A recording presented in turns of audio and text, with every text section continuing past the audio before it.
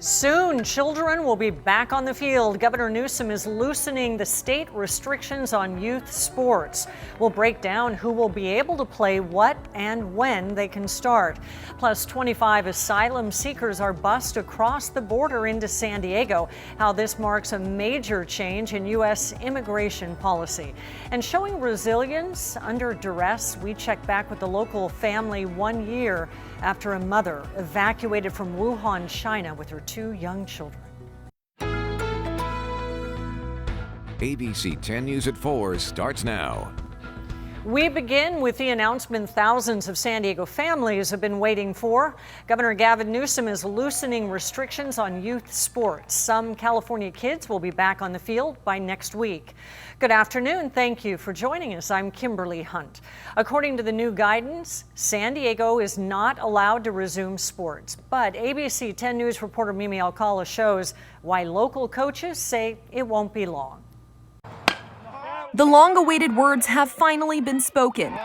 We are now confident with new guidelines that we're publishing today that we could get youth sports moving again in the state of California, get competition moving again. Outdoor youth sports can resume in California starting February 26th under certain conditions outlined by the California Department of Public Health. A move the group Let Them Play California and San Diego coaches, including Torrey Pines football coach Ron Gladnick, have been fighting for. Every politician who listened to the data, who gave us an audience, the almost 70 legislators who have joined us, thank you. To qualify, counties must have a COVID-19 adjusted daily case rate at or below 14 per 100,000 residents. San Diego County isn't quite there yet. As of Thursday, we're sitting at 22 cases per 100,000 people. But Coach Gladnick is hopeful we could be at 14 by next Friday. I had a long conversation with Nathan Fletcher this morning. We are dropping an average of 10 to 15 cases per 100,000 a week. From the county supervisor's perspective and county health, they don't see any reason that those trends are not going to continue. The new guidance applies to all organized outdoor youth sports and recreation, including school and community-sponsored programs, privately organized clubs and leagues, and adult recreational sports. It does not apply to collegiate or professional sports, community events like marathons, half marathons, and endurance races. Infectious disease specialist Dr. Christian Raymer says while there's no way to completely remove the risk, low community transmission is key to safety. In the right environment with a reasonable decline in community transmission and then done safely with all the measures we know work. For high-contact sports like football, soccer, rugby, water polo, and boys or men's lacrosse, the state is requiring COVID-19 testing of players 13 and older and coaches. The state says it will pay for and provide the tests. Low and moderate contact sports will not require testing. Mimi Alcala, ABC 10 News. Starting next month, teachers and other child care workers will be able to get the COVID vaccine. Today, Governor Gavin Newsom said starting March 1st, the state will set aside 10% of all first doses for educators, classroom staff, and child care workers. That means about 75,000 shots statewide each week until more are available. The governor hopes that this will kickstart a safe return to schools. In order to get our TK to 2 cohorts of kids back in school first, and then grades 3 through 6, which must be done and must be done much sooner than the current path that we are on, and we believe this will help. On ABC 10 News at 5 o'clock, we'll ask the Teachers Union how this will affect reopening San Diego schools. The skyrocketing prices of homes in San Diego are showing no sign of slowing.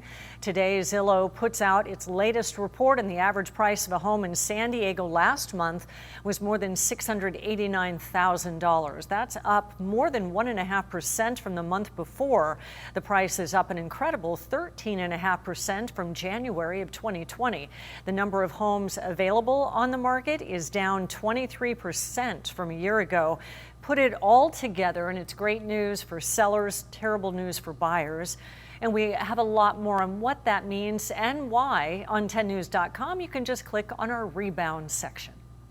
A change may be coming to some COVID vaccines that could improve distribution. Pfizer asking the FDA for permission today to store their doses in temperatures more common with pharmaceutical freezers and refrigerators. Right now, they have to be kept extremely cold.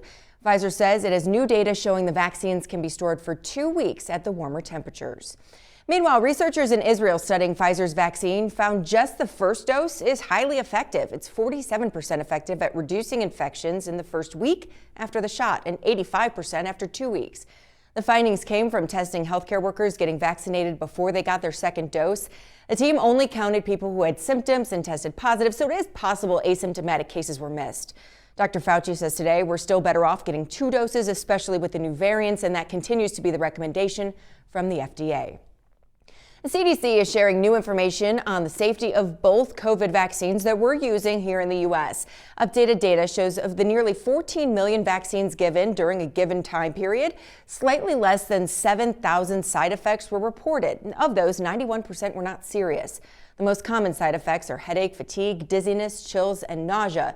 There were 62 total cases of allergic reactions, and that's considered rare at the rate of about 4.5 cases per 1 million vaccines given. Of the 113 deaths reported to the CDC after vaccination, 65% were long-term care facility residents, and no medical information provided suggested any correlation between the vaccine and death. We're getting new information on just how much of a COVID-19 vaccine backlog we're dealing with right now because of the winter weather. The weather has temporarily delayed the shipment of 6 million doses. Every state is impacted.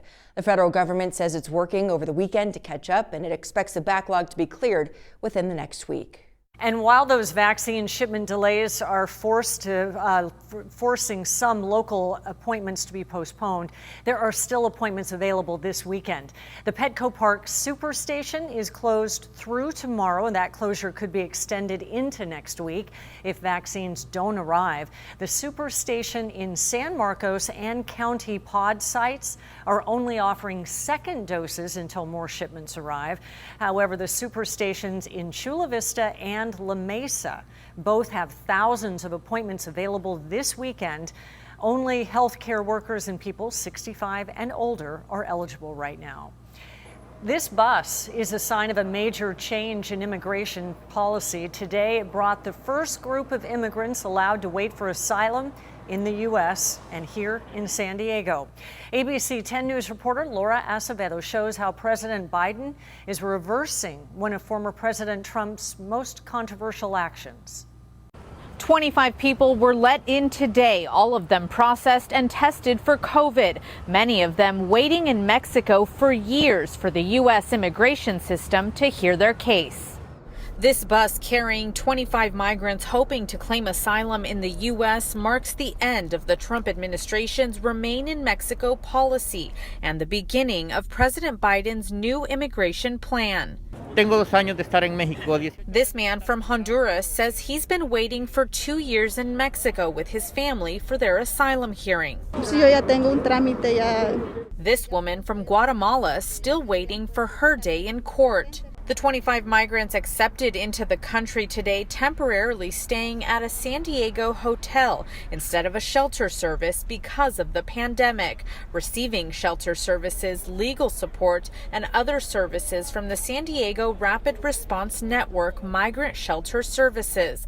The Migrant Protection Protocols, or MPP as it's often referred to, was put in place by the Trump administration out of fear that migrants released into the U.S. would not show up for their court dates. The sentiment over the last 2 years that the program's been in effect has been really one of desperation. That desperation evident today as hundreds of migrants waited in Tijuana, hoping to get information about when they can be processed. They want to do things the correct way. They want to have their day in court. The Biden administration plans on accepting 25 people every day from the MPP program Monday through Friday. The next group of 25 migrants will be allowed in on Monday. In San Isidro, Laura Acevedo, ABC 10 News. Local Congressman Darrell Issa sent us this statement, which reads in part, The Biden administration's decision to escort 25,000 migrants into this country during a global pandemic is one of the most reckless and ill-conceived actions in recent history. He goes on to say, it is fair to ask those seeking admittance to the U.S. to wait in line, and it is wise to enforce our laws and maintain a secure border at all times, especially during a pandemic. Sad new details about the death of former Charger Vincent Jackson. The medical examiner now says Jackson may have been dead for up to 3 days before he was discovered. Deputies found his body Monday in a Tampa area hotel room where he had been living for several weeks. They say cleaning staff had seen Jackson hunched over but thought he was sleeping. His death is under investigation, and Jackson's family is donating his brain for CTE research.